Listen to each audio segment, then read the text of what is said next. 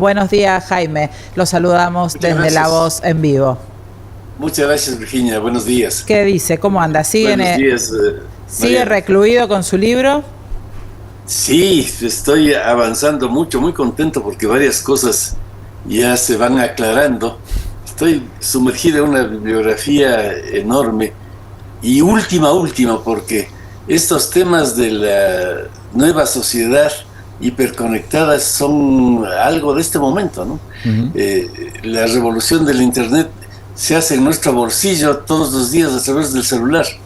Nos cambia los gustos, el tiempo y también la política, que es el tema del libro, ¿no? Que cómo se puede hacer política en la sociedad de la inteligencia artificial. Así que muy contento en eso. Y contento de saber que ya está refrescando Buenos Aires, porque a mí me agobia el verano porteño. Cuando pase un poquito más el calor, vuelvo, pero detesto el calor, soy una persona de frío. Jaime, quería preguntarle si usted se imaginaba cuando se dio todo este fenómeno, la llegada de Javier Milei al poder, que iba a tener la posibilidad de avanzar tan rápido, porque la verdad que Mauricio Macri intentó hacer un cambio en leyes laborales y le fue muy difícil. Y Milei, 2 años después de haber ganado en el poder y haber sido ratificado en las elecciones legislativas, bueno, empieza a lograr algo que parecía, no digo inalcanzable, pero muy difícil con esta media sanción que se produjo ayer en el Congreso. Parecía sumamente difícil y de alguna manera es posible porque antes estuvo Macri. Macri es el primer presidente no radical y no peronista elegido en Argentina en un siglo. Y también el primer presidente no peronista que terminó su periodo, porque aunque suena extraño en otros países de América Latina, lo frecuente en Argentina era el golpe militar contra todo, o derribaban al presidente o le obligaban a dejar el poder antes de tiempo, como pasó con algunos presidentes argentinos. Macri fue el primero en abrir esa brecha y fue difícil, porque había también instalado totalmente un mito cuando Macri llegó al poder. No se puede gobernar si no sos peronista. El que no es peronista se cae, o tiene que renunciar antes de hora como Alfonsín. Fue duro eso, y por eso las reformas que intentó hacer Macri en algunos casos no funcionaron. Creo que el gradualismo fue necesario porque era otra sociedad. Nuevamente, ahora que estoy escribiendo lo del Internet, es que todo está cambiando a una velocidad descomunal. La CGT de ese entonces, de hace pocos años, del 2015, no era la actual. Los sindicatos no eran los mismos. La fuerza de los movimientos sociales no eran iguales. Acordémonos de Buenos Aires, asediada permanentemente por piquetes del Polo Obrero y demás, que a uno le hacía gracia, siendo extranjero, ver cómo todos los canales de televisión ponían un horario de piquetes de la mañana. Hoy a las 10 en tal sitio no será posible pasar por tal piquete, a las 11 tal otro. Bueno, todo eso desapareció, no solo porque creo que en algunas cosas Milei y Patricia Bullrich, cuando fue ministra, actuaron bien, sino porque la sociedad cambió. La sociedad actual no es la misma. Hay elementos que a mí me llaman la atención. El apoyo norteamericano a Milei en octubre hace años habría causado un hecatombe. Acordémonos de Braden o Perón.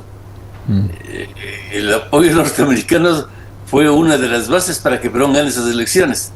Actualmente ya no se siente igual, es distinto.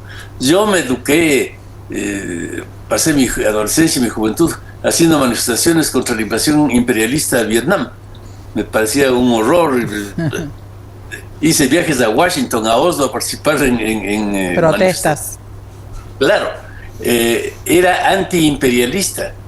Ahora yo hablo con mi nieto y le parece una anticuaya eso. Como anécdota genial, cuando era dirigente estudiantil de izquierda, hubo un joven que quiso ser candidato a la presidencia de la Federación de Estudiantes Universitarios del Ecuador y fue vetado por todos porque sabía hablar inglés. Pero no puede ser, el tipo habla inglés, va a conectarse con la CIA.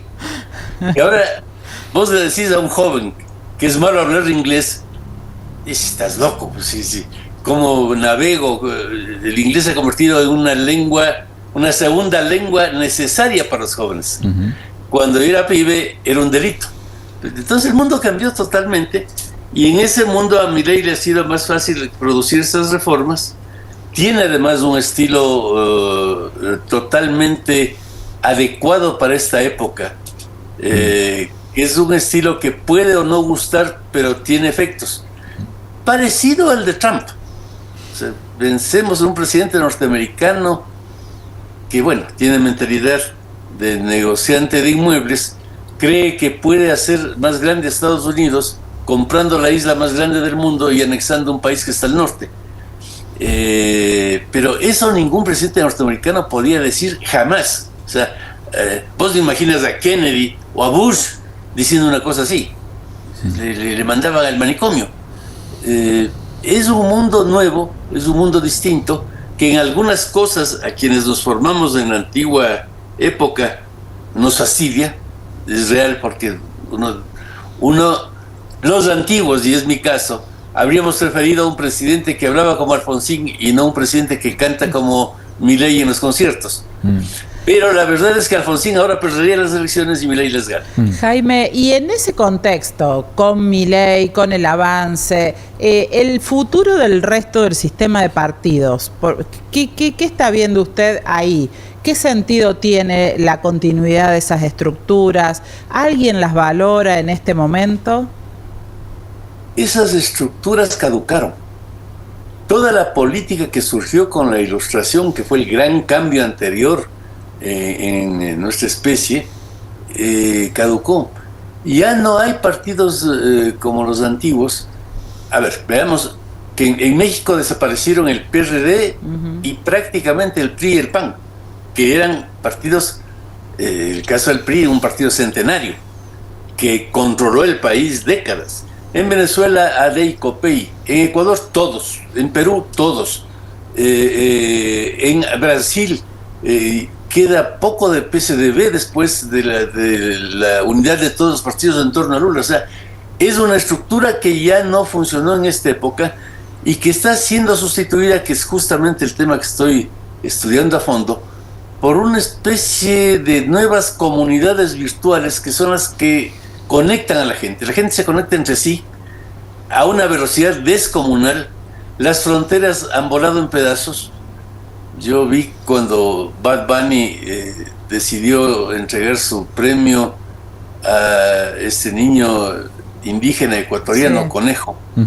Es un niño que se ha vuelto célebre, le he visto en los carteles de todo el mundo, liberen a Conejo.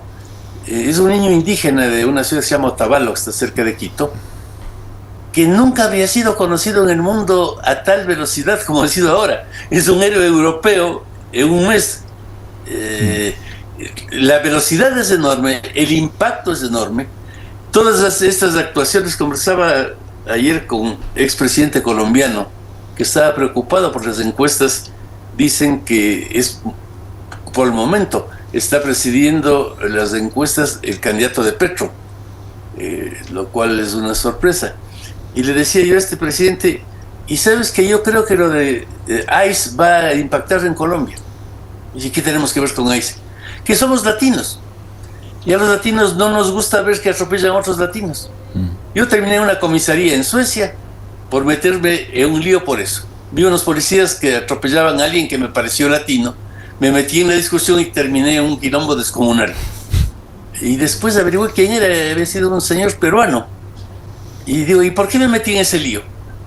Porque uno tiende a proteger a los parecidos. Entonces, estas cosas son brutales. El universo se ha conectado totalmente, las estructuras no funcionan mucho y las actitudes políticas de la gente son muy volátiles. Pensemos un Milei que en la provincia de Buenos Aires fue derrotado en septiembre, ganó ampliamente en octubre, y uno se pregunta, ¿y qué pasó?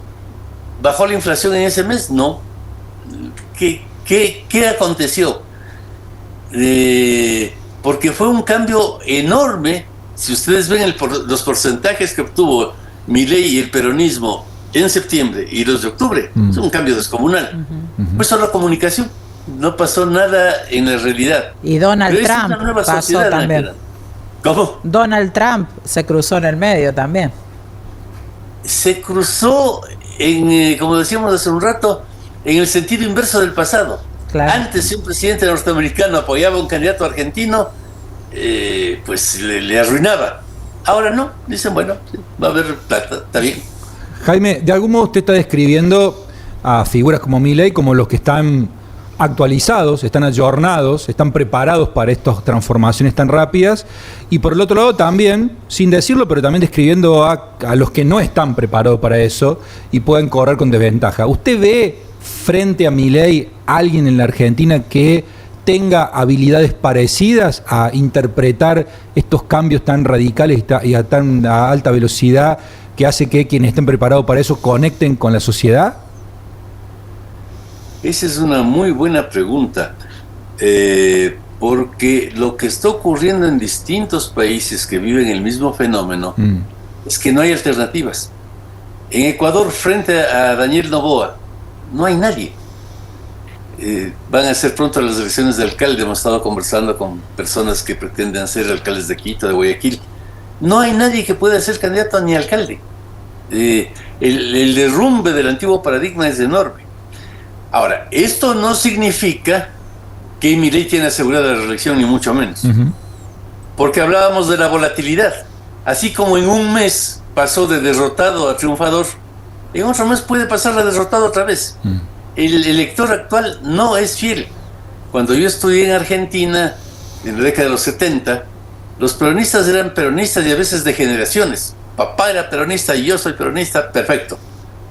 Ahora, hoy soy peronista y mañana me hago libertario y después me gusta lo nuevo. Lo que es seguro es que la antigua política no va a poder seguir funcionando como no está funcionando en ningún lado. Y esto no tiene que ver con ideologías. Pensemos en Estados Unidos. Trump es una expresión clara de esta nueva política. El que fríe papas en McDonald's, el que llega vestido de basurero a una concentración, el que hace tantas cosas exóticas, es de derecha, por usar ese esquema.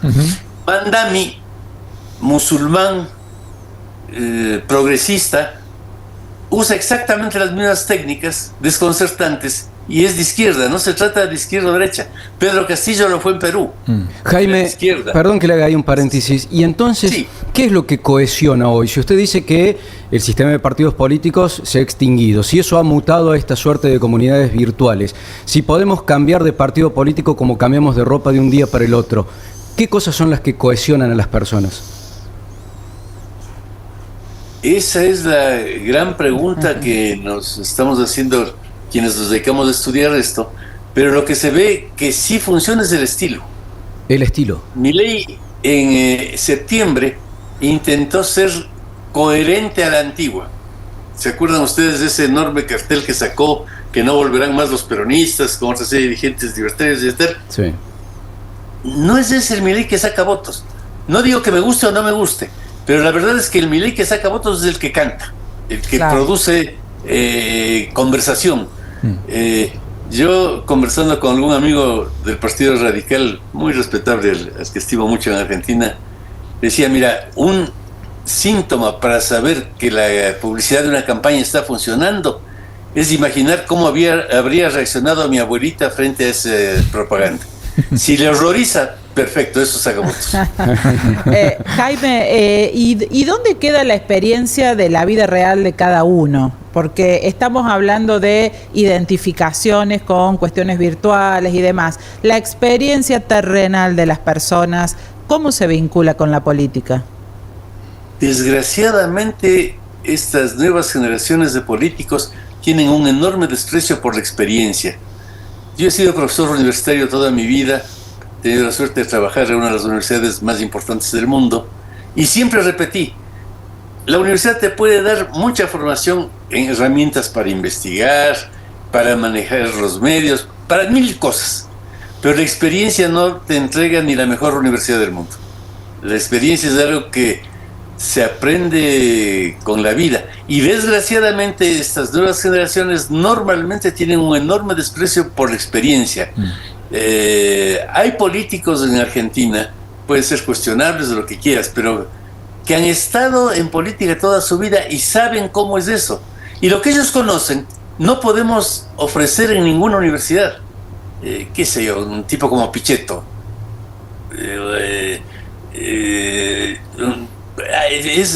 Lo que él sabe lo aprendió trabajando en la política y en el Congreso décadas.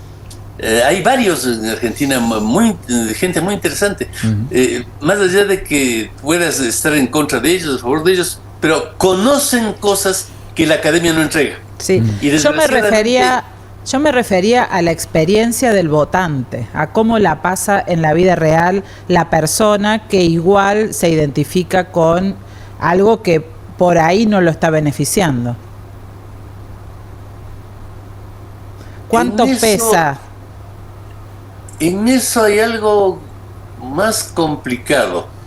La sensación de los votantes en todos los países es que todo está mal. No llego a fin de mes, el mundo se está yendo al diablo. Pero si miras objetivamente las estadísticas, cada día la gente vive mejor, desde hace rato. Ajá. Nuestra expectativa de vida es mucho mayor que la que tenía la gente cuando yo estudié en Argentina en la década del 70. Lo que consume ahora la gente de clase popular es lo que consumía la gente de clase alta hace 50 años. Hay un mejoramiento de las condiciones reales de vida, aunque el Internet lo que ha hecho es abrir una brecha que arma un lío. La pobreza no es más que la comparación que haces entre lo que vos tienes, sí, claro, y lo que tiene el otro. Y antes nos comparábamos con el vecino, ahora nos comparamos con Bill Gates y dice... A mí me hizo mucha gracia un post que se dio en este fin de año. Alguien que decía, ¿cómo es posible que Musk tenga tantos millones para comprarse grandes empresas y el Estado no me regale un coche nuevo por fin de año? Sí, es que ahora nos comparamos con Musk, antes nos comparábamos con el vecino. Claro. Jaime, ha sido un gusto como siempre charlar con usted, siempre son muy interesantes sus ideas y bueno, y le deseamos que ese libro avance lo más rápido posible, que lo queremos leer. Muchas gracias, sí, estoy dedicado a eso con gran entusiasmo y también al curso que estoy dando en la Universidad del Sur en Buenos Aires, que es sobre esto. Tengo gente entusiasmada también discutiendo. En este curso estamos haciendo algo curioso, que es revisar en concreto algunas campañas. Ajá. ¿Qué es lo que pasó con la campaña de Zelensky en Ucrania, que fue una maravilla novedosa? Zelensky es un personaje especial. La de Trump, la de Mandani, la etapa de Macri, la de Lazo en Ecuador, las campañas más que antes produjeron ya cambios que ahora se están agudizando. Bueno, les agradezco muchísimo por la conversación y siempre a las órdenes. Un placer, que esté muy bien. Buen día. Ahí pasa, Jaime Durán Barba, siempre es muy rico hablar con él.